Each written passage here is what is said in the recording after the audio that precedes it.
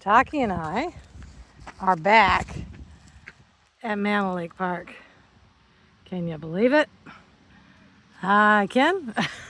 Although I couldn't a while ago, wouldn't conceive it. So, my oldest son, who I took out to Reno with me, had a great trip. We spent 2.5 months, touring all over the country. New York for the Delaware River, Pennsylvania for Penns Creek. Then we went towards Kentucky to see my granddaughter, and then we continued in the Southwest. Went to Arches National Park, camped at on Route 128 in Utah outside of Moab, and enjoyed the Colorado River and our campsite. Then toured more through Utah, and then ended up in Reno. By the time we get to Reno, and we'd had an issue earlier in Colorado, my son was not liking the elevation. His epilepsy didn't like it, and also the heat. So it became pretty clear pretty quickly after we had to do a hospital visit because he'd had 4 seizures in one day after we were staying in Washoe Lake in Nevada, at the state park there, and had a kind of a busy day, and he'd gotten dehydrated and that kind of thing. That's what we think ultimate was, the combination of dehydration and the elevation. So anyway, come on, Taki, hi.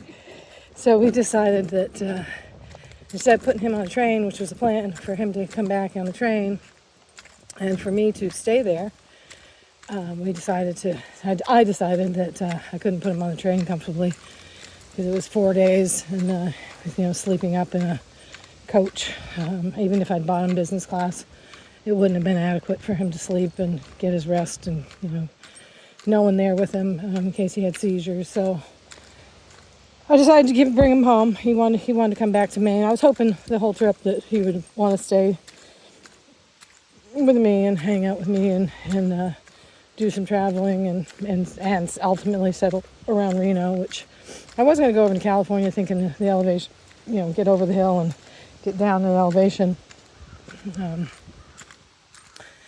But he didn't want to. He wanted to come back. He has a girlfriend here, and he wanted to come back. So he's an adult.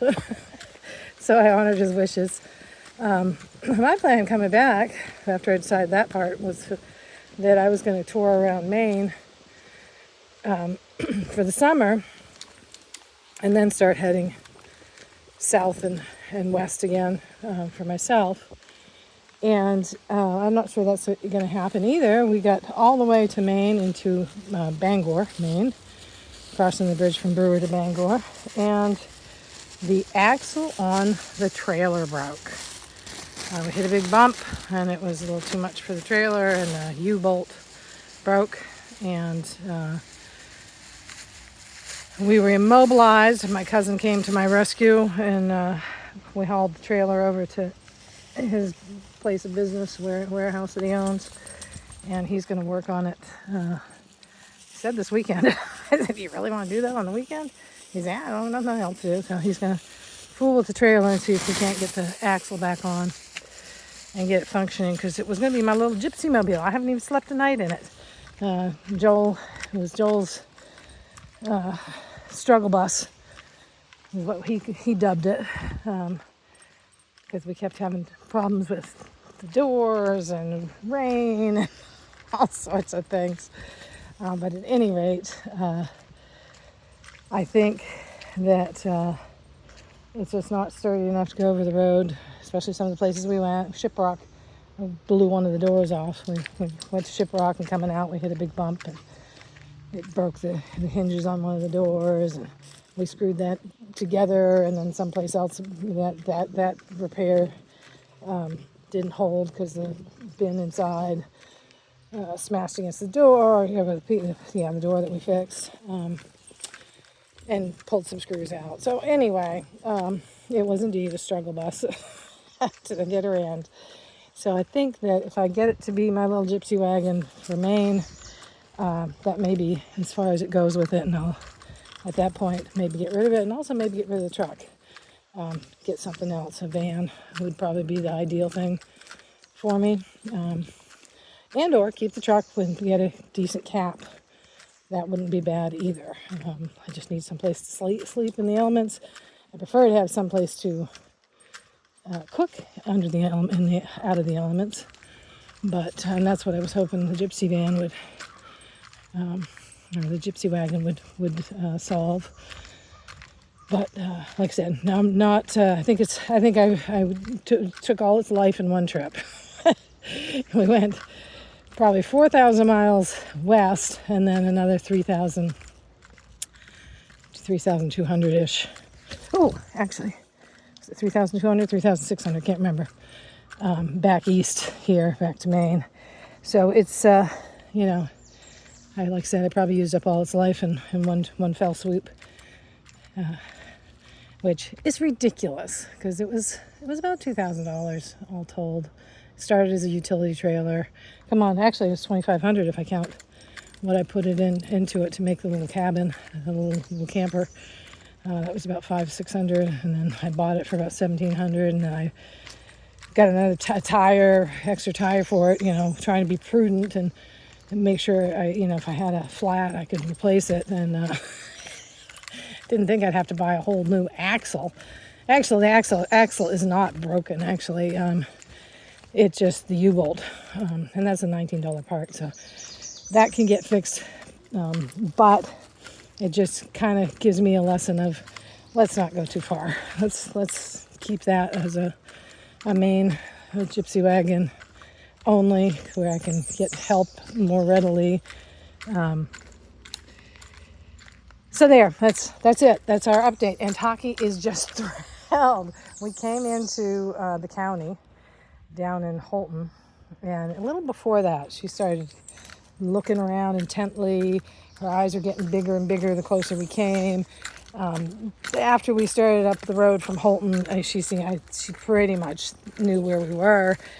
When we came down the hill, well, before we came down the hill to Presque Isle, probably about 10 miles out, right before the warehouse-ish, she was sniffing and, again, big-eyed and looking around and getting excited, running back and forth to the two windows. She was tied, so she wasn't running much, but she was straining towards one window or the other, looking and confirming that what she was seeing was true. And then today, coming up here, she got very, very excited, jumping in the seat even though she was tied again. And now she's just pulling, and I don't care. She's happy to be back at Mantle, in her happy place. And it's funny, she did the same when we got to Reno. We went a couple places that she knew, Crystal Park out there, and she very much was getting excited as we pulled in. And she knew where we were, and she knew it was her old stomping grounds, and same with my grandson's school park. And actually, the kids, she got very excited to see the kids. But she's happy to be back, I think. And I've decided that I was pushing the river. We did have a wonderful trip. Spent 3 times what I anticipated or what I wanted to spend, which is in the thousands. I think somewhere between 8 and 10,000 is what we spent for the whole trip. It's hard to not eat out.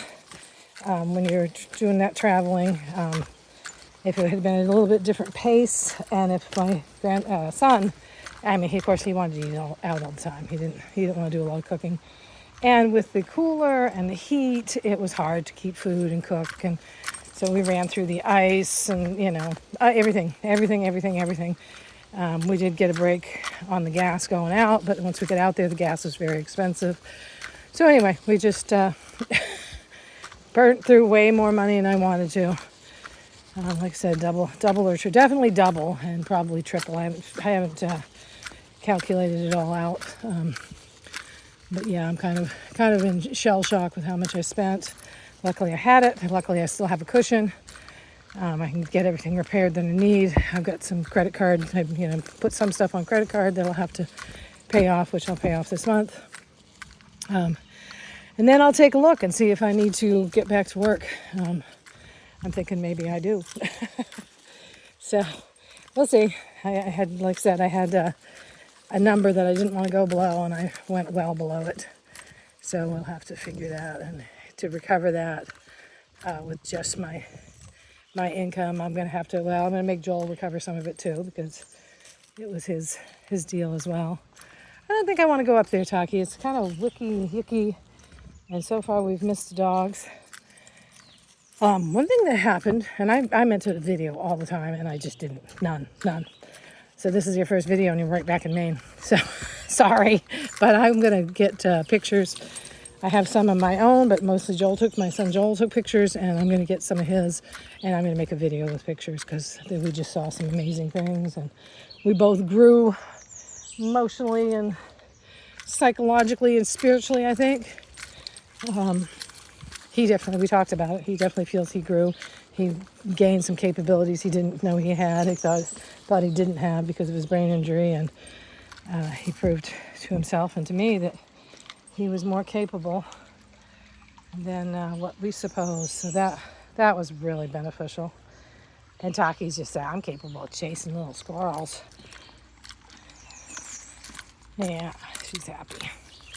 So that's it. That's the recap of the trip, and I will give you some pictures incoming. Arches, can't be stated how incredible it is, especially if you are lucky enough to feel the spiritual grandeur of the place, because it's I was calling it the Valley of the Ancients, and I think some other place out in Utah or Nevada is called that, but I felt the ancients there, for sure, and as did my son. It was a holy place, sacred place. Yep.